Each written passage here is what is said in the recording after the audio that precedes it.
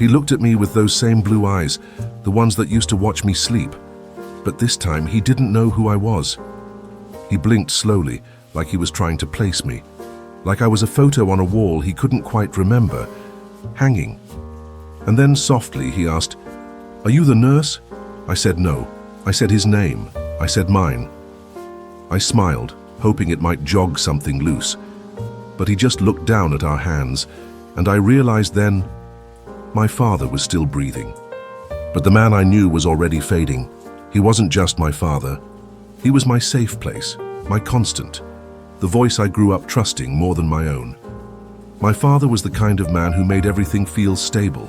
He was never loud, never dramatic. He didn't need to be. He had that quiet strength, the kind you only notice when it's missing. He built shelves without instructions, fixed leaking faucets without asking for help, knew how to make pancakes without measuring anything. He taught me how to drive by saying almost nothing, just placing his hand gently on the dashboard every time I hit the brakes too hard. That was his way. He didn't talk much, but when he did, I listened. When I broke my arm at 9, he carried me into the ER and didn't leave my side for 14 hours. When I didn't make the baseball team at 12, he took me for ice cream and said, "Some things aren't for us, you'll find what is." And when my heart was shattered at 23, he sat beside me on the porch for hours, just drinking coffee and saying nothing. And somehow that helped more than any advice could have. He wasn't flashy. He didn't need the spotlight. He was solid, present, predictable in the best way. And he was mine. That's why it started so quietly. The small forgettings, names, places, what he had for lunch. At first, we all laughed, said things like senior moment or getting forgetful in your old age. We didn't want to believe it was something more. But then came the fear in his eyes when he got lost on the way to the grocery store. Then came the phone call at 2 a.m. because he couldn't remember how to turn off the stove. Then came the silence. Longer pauses between words, more hesitations, more confusion. And then came the diagnosis. Alzheimer's aggressive fast. The man I grew up with and the man who built my childhood brick by brick was slipping away, and there was nothing I could do to stop it. Just watch and try to hold on. It didn't happen all at once. It was slow, cruel, like watching someone walk backwards into fog. There were days I could almost believe nothing was wrong. Days when he'd smile the same old smile, hum the same songs under his breath, ask about my job, my kid, the weather. And for a moment everything felt normal, but then he'd call me by my cousin's name, or ask where Mom was even though she'd passed 10 years ago, or tell me he was late for work, a job he hadn't had in decades. I'd smile. I'd play along. I'd pretend it didn't hit like a punch, to the chest every time. I became good at lying with my face. "It's okay, Dad, don't worry. You're just tired. Everyone forgets sometimes." But I knew, and worse, he knew. That was the most brutal part of the beginning. He still had enough awareness to realize something was wrong, and I could see it. In his eyes, in his hesitation, in the way he'd laugh a little too hard at his own confusion, like he was trying to make it easier for me. One night we were watching TV, some old Western he used to love. He looked at me suddenly and said, "You ever feel like your memories don't belong to you anymore?" I nodded, swallowed hard, and said, "Sometimes." But inside, I was screaming, because I could see it happening, the slow unraveling, the steady disconnection, the way his stories got shorter, then scattered, then disappeared. There were moments he would pause mid-sentence, like the word he needed had slipped behind a locked door in his mind. He'd look at me, desperate, frustrated, and then just give up and say, "Forget it." And I would, because pretending it was okay felt easier than admitting it wasn't. I started writing down things he said. Funny things, sad things, pieces of him. I recorded his voice when he didn't know I was listening, humming, laughing, even snoring, just so I wouldn't forget what he sounded like. I kept all his old jackets, even though they didn't fit me. I saved the voicemail where he sang "Happy Birthday" off-key.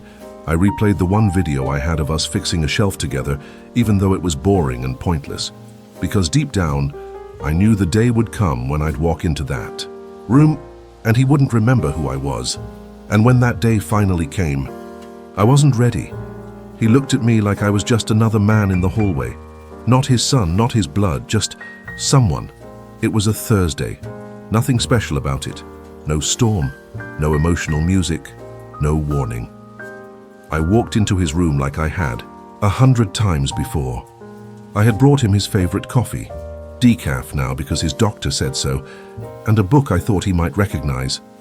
I said, "Hey, Dad," like I always did.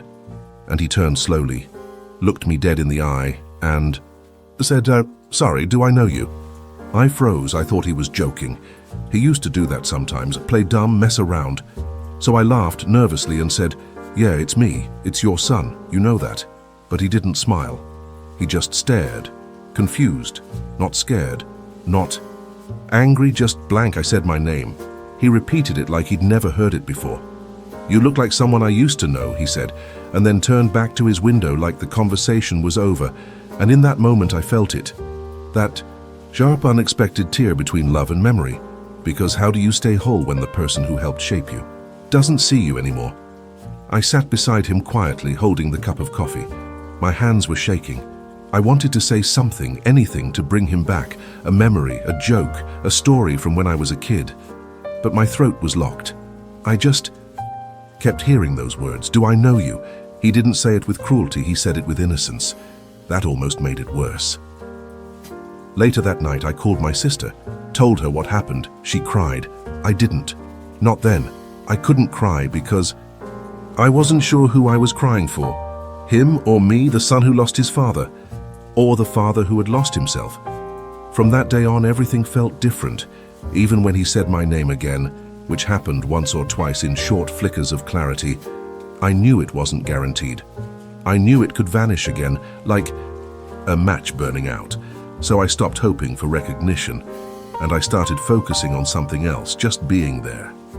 Even if I was a stranger in his eyes, I would be a present one. He didn't know who I was, but somehow he still trusted me. After that day, I stopped bringing photo albums, stopped trying to jog his memory with names, dates, old stories. It felt like trying to tape back together a torn-up letter, hoping the words would make sense again. Instead, I just showed up. I sat beside him, pushed his wheelchair through the gardens, helped him eat, even when he hated being helped, read him the newspaper, even though he barely followed, changed the channel to baseball because somewhere, deep down, I knew. He still liked the sound of the crowd. There were moments, small ones, when I thought maybe, just maybe, he knew. Like when he'd hum along to a song on the radio without realizing it, or when I'd walk into the room and he'd look up with a soft smile.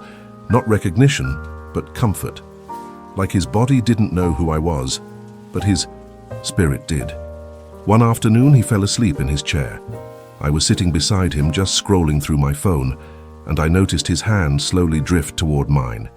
He didn't open his eyes, didn't say a word, but he grabbed my hand and held it, tight, and that was the moment I realized. He might not remember my name, he might not remember my face, but somehow, somewhere in the fog, he remembered the feeling of safety, the feeling of being loved, the feeling of not being alone. And that was enough. We think memory is the foundation of love, that without it everything crumbles, but it's not. Love, when it's real, lives deeper than memory. It's muscle, it's breath, it's instinct. He didn't need to remember me, to feel that I was his, and I didn't need him to say my name, to feel that I was still his son. That became our rhythm. Me, sitting beside him in silence. Him, occasionally squeezing my hand, or resting his head against my shoulder. No words. No names, no past, just presence.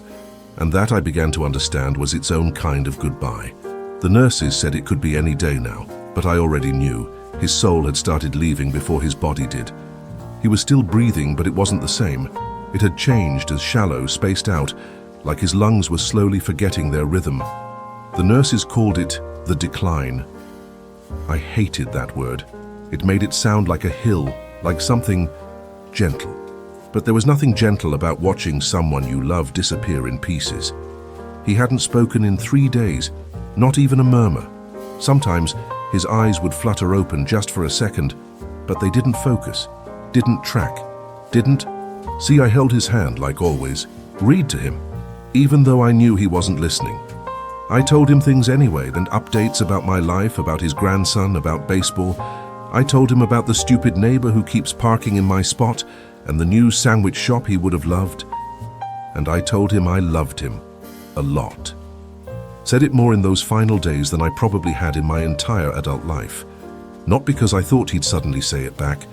I'd given up on that a long time ago, but because I needed to hear it out loud. Even if he couldn't remember who I was. I remembered who he was, and I needed him to know that was enough.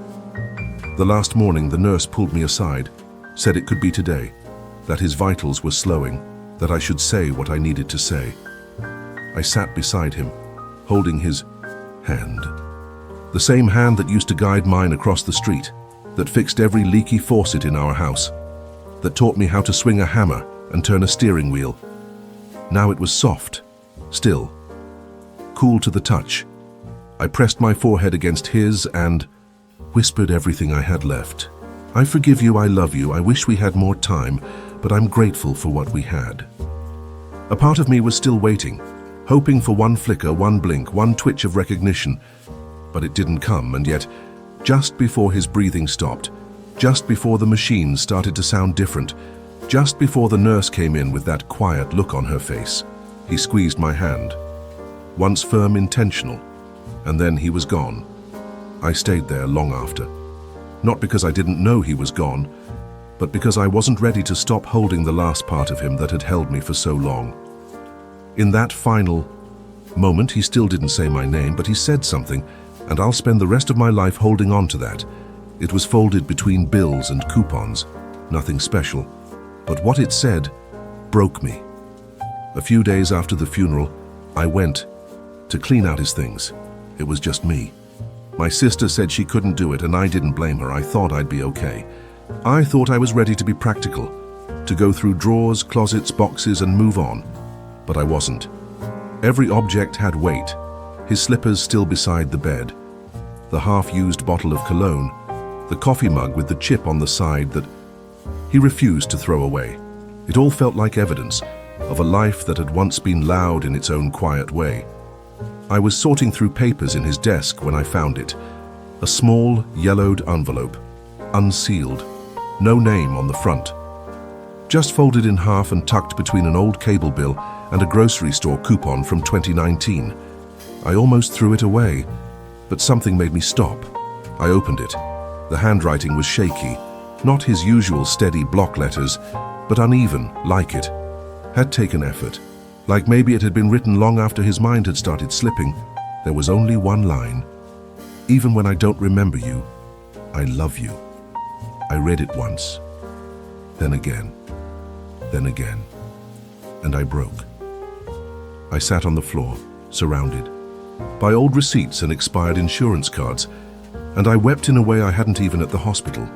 I wept because I hadn't expected it, because I didn't think I'd ever get to hear him say it. Not in voice, not in writing, not in any form, but there it was. A sentence.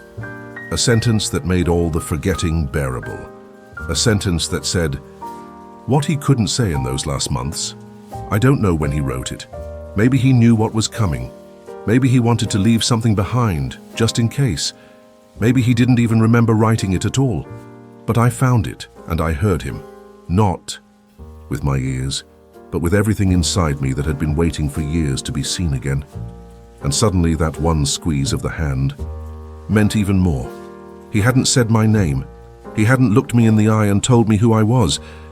But he had loved me, and he had tried. And that letter, that one single line, was the proof I didn't know I needed. I thought I needed his memory, but what I really needed was his love, and I still have that. For the longest time, I thought grief meant carrying everything. The regrets, the silence, the missed birthdays, the forgotten names, the unspoken I love you. I thought I had to hold on to every moment of pain because letting go felt like betrayal. Like if I stopped grieving him, it meant I had stopped loving him. But that letter, those 9 words, had changed something. Even when I don't remember you, I love you, He gave me permission to let go, not of him, but of the guilt, the expectations. The idea that love only counts when it's seen and spoken. Clearly it doesn't. Love can live in the fog, in the confusion, in the quiet hand squeeze of a man who doesn't know your name, but still reaches for you. I stopped blaming the disease, stopped resenting the forgotten stories, stopped needing him to be who he was before the diagnosis. Instead, I started honoring who he became, someone still worthy of love, someone still capable of giving it, even in broken pieces. I took the letter and framed it. It sits on my nightstand now, not as a shrine, not as a wound, as a reminder that we don't need to be remembered to be loved, and we don't need perfect endings to have meaningful ones. I carry him with me, not as a shadow, but as a compass, in how I talk to my son, in how I show up when people need me, in how I say I love you without hesitation, because I saw what happens when you wait too long. I'll never get back the memories he lost. But I have the one. That mattered most, the one he left behind on paper in silence with love. He didn't know what he was giving me, but I carry it every day. There are things I do now that I never realized came from him. Little things, like how I double-check the locks before bed, even though I live in a safe neighborhood. How I always make sure my family's cars are full of gas before a long trip. How I sit on the porch when I'm overwhelmed, hands folded, breathing quiet, eyes on the sky. That was his ritual. Now it's mine. I used to think legacy meant something. Big, with a foundation, a business, a name engraved in stone. But my father left me something quieter, something deeper. He left me his steadiness, his patience, his instinct to show love in action, not in words. He taught me that you don't have to be loud to be strong, that real presence doesn't need to be dramatic, that sometimes sitting next to someone in silence says more than any speech. I see it most when I'm with my son, when I reach across the table to fix his collar without saying a word, when I sit beside him after a hard day, not asking questions, just being there, when I tell him you're doing great, even if he hasn't said a word, because that's what he would have done, and somewhere in the back of my mind, I think he still is. He didn't know what. He left me, didn't write a list, didn't give me a speech, didn't say, these are the things I hope you carry when I'm gone. But I carry them anyway. Not because I was told to, but because they're a part of me now. I don't need to remember every detail of our story to feel its impact, because what he gave me wasn't just memory. It was foundation. Even in forgetting, he gave me something unforgettable, and no disease, no time, no fading name can ever take that away. He forgot my name, but he never stopped loving me, and I'll never stop remembering him. We don't get to choose how we're remembered, and sometimes we don't get to choose who remembers us. But if there's one thing my father taught me, it's that love doesn't need to be perfect. It just needs to be real, present, consistent. He never got to say goodbye. He never said my name again. But he held my hand when it mattered.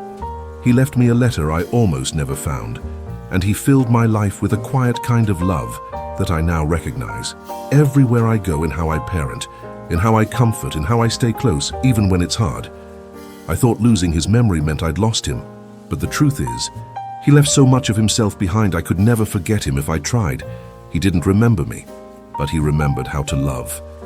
And now, I do too. If someone you love is still here, say the words. Hold the hand. Don't wait for the perfect moment. Just show up. Even if they forget your name, they'll never forget your presence. At The Quiet Goodbye, we honor the moments that matter. Subscribe for more stories that stay long after the screen fades to black.